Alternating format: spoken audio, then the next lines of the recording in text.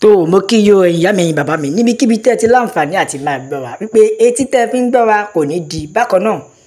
ojú tẹ́ fi rí wa kò ní fọ́ àwa láò máa wá ẹ̀yin náà láò máa bá ó ti ṣẹlẹ̀ economic hardship o economic hardship ọ̀pọ̀ Nàìjíríà ni wọ́n farada ìyà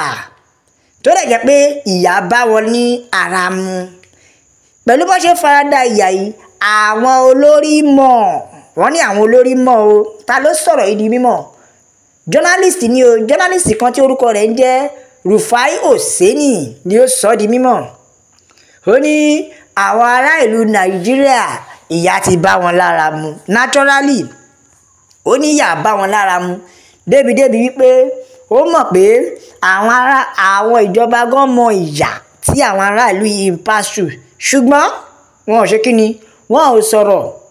nítorí pé wọ́n ti mọ̀ pé ìyà bá wọn lára àbí ṣó parọ́ ni tó bá tẹ́tí mọ̀ tó bá ti dé wá gbọ́ Nàìjíríà ni tó bá yá wọn tó adapt àbí tó bá yá wọn tó mọ̀ wọn lára ìgbà tó pariwo fẹ́ẹ̀lì ìsísítì gbogbo àwọn ọmọ Nàìjíríà pariwo yé wọ́n fẹ́ pa wá kí ló dé ìgbà tó yá láti gbọ́ ẹ wo kàníkàṣà ti máa ríra ara ń tọ́ mi sọ pé Nàìjíríà ìyà ti mọ́ wa lára nìyẹn ó arákùnrin ló jáde ló sọ̀rọ̀ ó sọ kò parọ́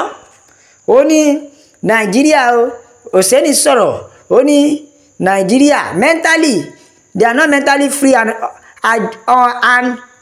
adjust so well to poverty wọ́n ti ìyà ti mọ́ wa lára gan débi pé ṣẹ̀dá àwọn tó sọ orúkọ orílẹ̀-èdè ní Nàìjíríà orí ibi tó fi parí ẹ̀ ní ọ̀dà ríyà ó ní ìyà ti mọ́ wọn lára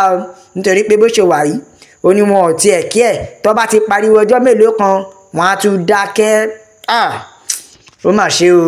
ìdí nìyí táwọn èèyàn fi wá bínú tó fòwúlẹ̀ fún wípé gbogbo àwọn Nàìjíríà like love the oppressor it's called Operation Talk Your Talk sọ tó bá wù ẹni Oseni ló sọ̀rọ̀ ó ní most Nigeria love oppressor it's called Stockholm syndrome tó túmọ̀ sí pé most Nigeria are not mentally free wípé wọ́n ti wà ìyà ti mọ́ wọn lára àti wípé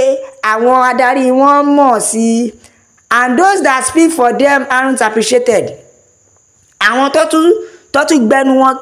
tó tún dúró tó tún sọ̀rọ̀ wọn ò tún ṣe kíni wọn ò tún mọ̀ ọ́ fún wọn ara wọn ní olóyè Adéyẹmọ Sunday Igboho bẹ́ẹ̀ ni ara wọn olóyè Adéyẹmọ Sunday Igboho pẹ̀lú bí bàbá ṣe dìde tó wípé sẹ́ẹ̀ tó gbẹnu gbogbo ọmọ Yorùbá sọ̀rọ̀ síbẹ̀síbẹ̀ àwọn kan jáde o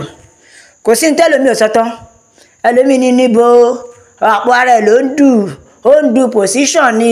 èmi àní rárá o kí ni ó fẹ́ du àti kówó tiẹ̀ náà jẹ́ ni kò sẹ́ni tó máa gbé débẹ̀ tí ò ní jẹ́ tiẹ̀ ara kan tí Rufai Oseni sọ nìyẹn pé gbogbo àwọn tó bá tún dìde pé káwọn jà fún orílẹ̀-èdè wọn wọ́n ní àwọn èèyàn gan wọn kì í ṣe kí ni wọn kì í mọ̀ ọ́ lóore fún wọn àfikọ́ lọ́ọ́ máa bá wa san lóore fún olóyè Adéyẹmọ Sunday Igboho ni abájọ tó fi jẹ́ pé kò sí ọ̀nà tí wọn ò gbé gbà tán kò sí ìwà tí wọn wù láti lè rí pé àwọn já bàbá bọ́ ara nǹkan tí ó ṣẹlẹ̀ náà rèé ìgbà tó yẹ pé Ọlọ́run ti fi wọn olóyè Adéyẹmọ Sunday Igboho pé ìjọba yìí máa yàtọ̀ dìde ìwọ ni mo rán dìde ṣe é mọ̀ pé àwọn èèyàn kọ̀ọ̀kan sì ń sọ wípé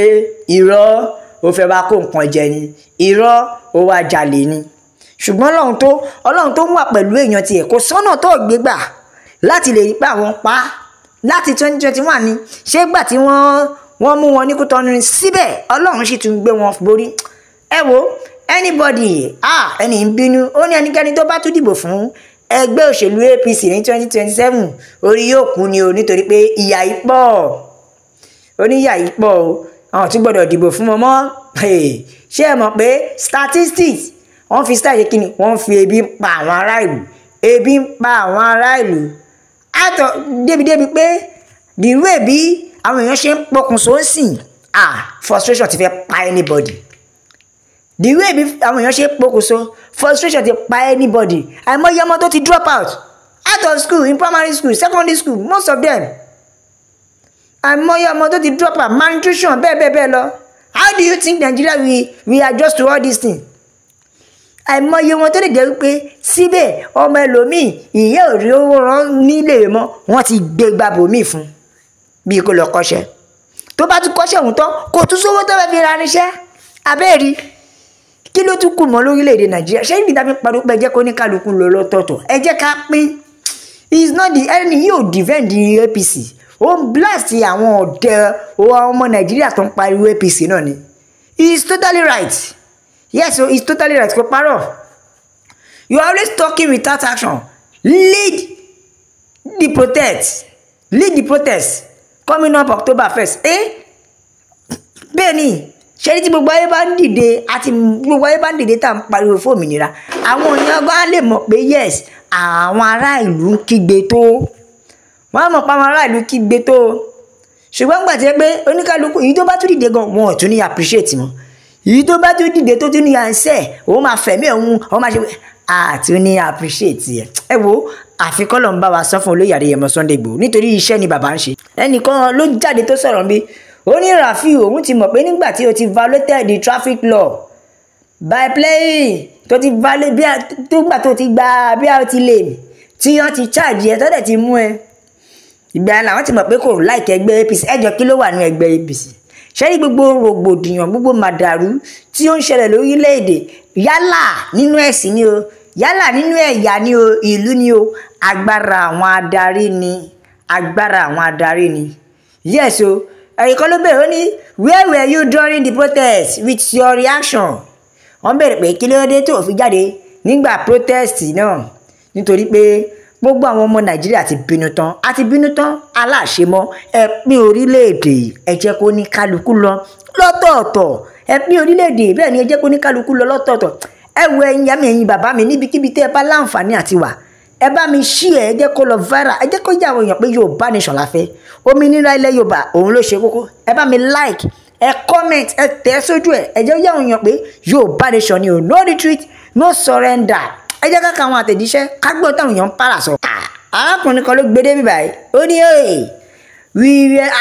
ìyà ti bá Nàìjíríà lára mu ó ní ìyà ti bá Nàìjíríà lára mu ọkọ ló ní pé nǹkan tí Rufai sọ olóòótọ́ ni o ìyẹn Rufai ò ṣe ni ó ní òótọ́ ni o because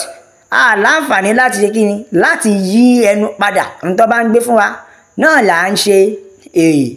lọ́wọ́lọ́wọ́ báyìí àti láǹfààní àti yí ẹnu padà o torí ẹ̀ la ṣe sọ pé Yorùbá nation la fẹ́ torí ẹ̀ la ṣe sọ pé òmìnira ilẹ̀ Yorùbá òun ló ṣe kókó ẹ wo ẹ̀yà mi ẹ̀yin bàbá mi ẹ like ẹ comment ẹ tẹ̀ sójú ẹ jẹ́ kó yà òyàn nílé lóko lọ́nà lọ́tún pé òmìnira ilẹ̀ Yorùbá òun ló ṣe kókó la fi sọ fún yín pé àgbẹ̀ oníroko títí kó gbàgbé ilé bó pẹ́ bóyá òun lè rí ilé la fi sọ pé God bless Yorùbá nation ó dàbọ̀.